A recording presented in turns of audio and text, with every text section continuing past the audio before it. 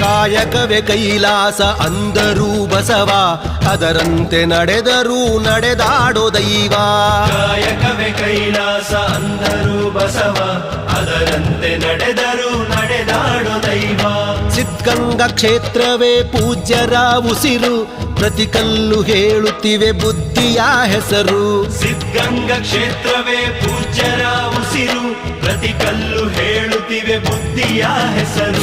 ಕಾಯಕವೇ ಕೈಲಾಸ ಅಂದರೂ ಬಸವ, ಅದರಂತೆ ನಡೆದರೂ ನಡೆದಾಡೋ ದೈವ.